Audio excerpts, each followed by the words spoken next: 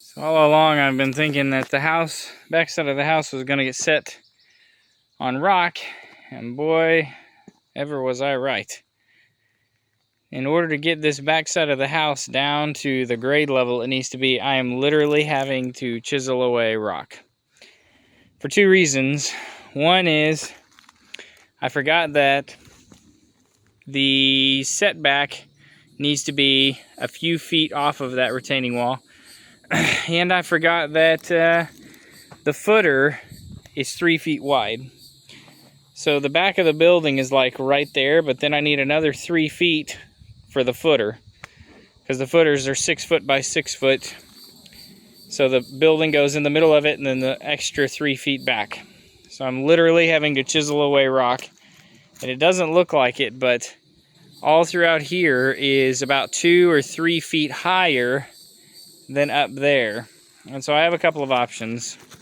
I can continue to build up dirt another 2 or 3 feet and then just set this on the backside of the rock, or I can just chisel it away. And I think the cheaper, faster way to do it is just to chisel it away. I was gonna have to do some amount of this anyway, because even 3 or 4 feet out is still too high above the grade of the front. So I knew I was gonna have to do some amount of this, but didn't realize I was gonna have to do this much. But I mean, it's just diesel fuel. I've got all the time I need. You know, I don't have eternity to do this, but if it delays me 2 weeks, it doesn't matter. It really doesn't matter in the scheme of things. And it's just gonna cost me diesel fuel. So, you know, maybe a tank of diesel fuel. Just set you up right here so you can see that thing over there do its job.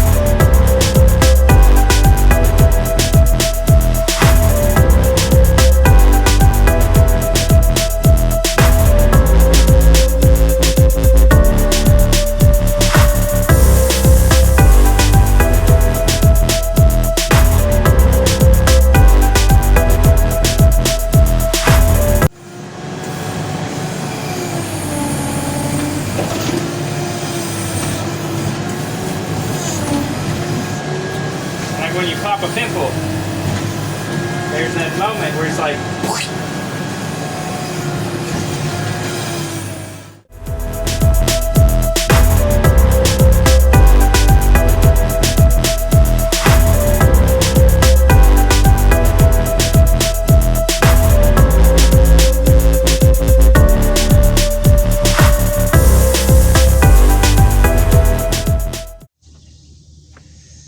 These are kind of a pain.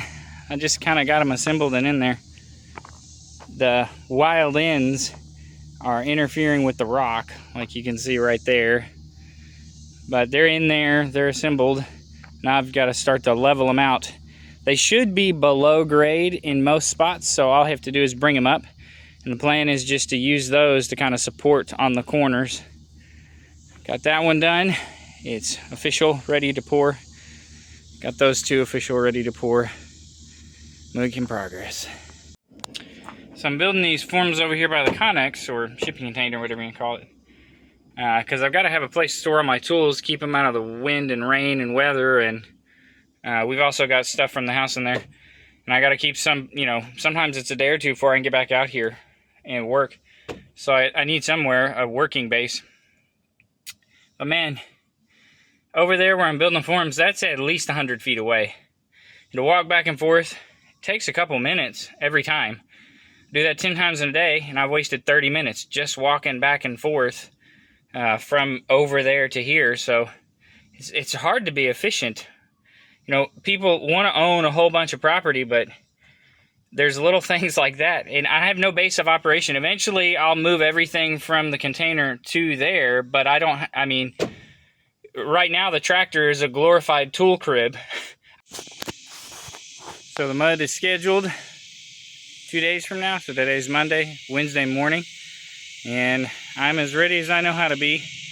Last thing I have left to do is to put the anchor bolts into the footers. And the way I'm doing that is I've got me a laser level, is to use it to line everything up all the way down. So that will let me line up my anchor bolts in a perfect line.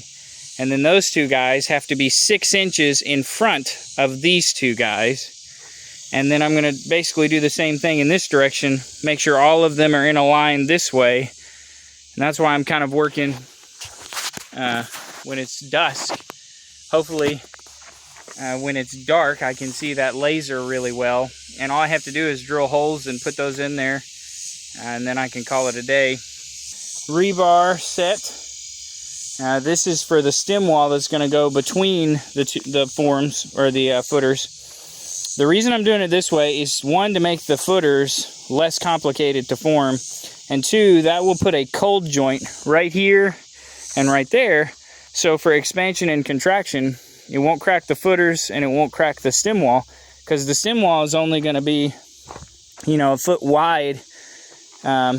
So I've got those everywhere through the forms, and what I did so that I can take the forms off is I actually cut the form. I went ahead and put everything in place and then just cut the form with my Sawzall and came back and screwed a 2x4 in place, so I can take out those 2 screws and those 2 screws, and that half will come off of the rebar, and that'll be standing in place right where the stem wall needs to go. So that's number 5 rebar. And the engineer specified 5 this way, 5 that way, of number 5, 3 inches from the base of the footer. And those are 3-inch rebar chairs. He did not specify that guy running through there. I just don't want to cut it and all that, so I just stuck it through there. I did the calculation, and it's only going to be an extra 2 or 3 bars for the whole foundation. So here we go. Gonna put these anchor bolts in place and get ready for the pour. Sorry for the light. Like I said, I'm working at dusk, but this is one of the anchor bolts. That sucker is 18 inches long and 3/4 of an inch in diameter. It's a structural steel bolt. It's an ASM 55 grade or something like that. The engineer actually specified a tack welded nut, but whenever I did research on these anchor bolts, welding them is bad. So all of the anchor bolt websites suggested a double nut method. So basically what you do is you take and you snug down this one against this one, just sort of hand tight, and then you torque this one to 160 foot-pounds. And that is supposed to guarantee that these guys can't come loose and that you've got the pull-out force that you need.